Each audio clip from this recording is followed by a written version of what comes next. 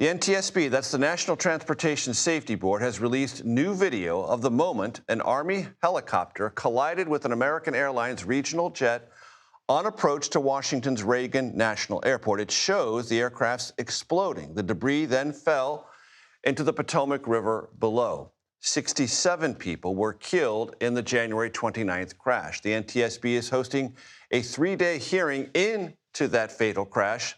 Investigators have shown the FAA failed to recognize what it describes as a troubling history of 85 near collisions around the airport in recent years. Kris Van Cleave joins me now from outside the NTSB hearing. Kris, I'm very grateful for your time. Lots of things came up today. The video, some tense exchanges with representatives from the United States Army, and some recordings that suggest the pilot and co-pilot had some misgivings about the order to land on runway 33. Walk us through what we learned. Sure. There are some tense moments here, as there is some frustration from investigators with the flow of information from the Army and the FAA. We learned a lot also, Major, from the investigative docket. They opened up 10,000 pages of investigatory documents, including transcripts from the voice recorder on board the airplane and the helicopter. We learned from the airplane that the pilots, when they were told to change runways shortly before this collision, that the captain, the pilot flying, expressed some concern about it. He didn't really want to do it, and then was like, you know what, it's fine, we'll do it.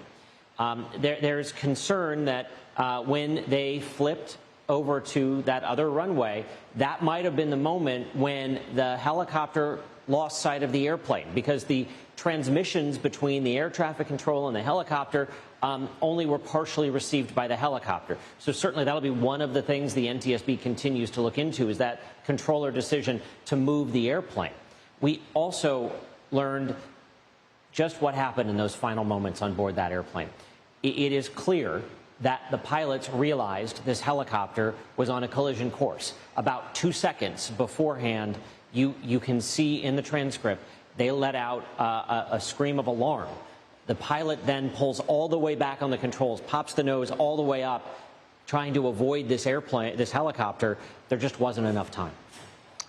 And is there some information that I saw today, Kris, that indicates that the information that the Black Hawk helicopter pilots had about their altitude might have been some ways misleading? Yeah, and this is what the bulk of the day was really spent on, was a deep dive into the altimeters on board the Black Hawk helicopter. Altimeters tell the pilots the altitude they're flying at. And while there's an acceptable margin for error, what the NTSB found was that the margins of error observed in testing were as much as 130 feet. Why is 130 feet important? Well, the margin of error between planes and helicopters around DCA was as little as 75 feet. And it appears in this case, the pilots thought they were flying closer to or below 200 feet. And in reality, were at least at 272 feet at the time of the collision. So the NTSB is concerned that the helicopter is essentially giving military pilots incorrect information, and when feet literally separate life and death, 100 feet off is deadly. Kris Van Cleave, I'm very appreciative for your time, your expertise, because these details are what other future incidents look at to avoid catastrophes like this in the future. Kris Van Cleave, thank you very much.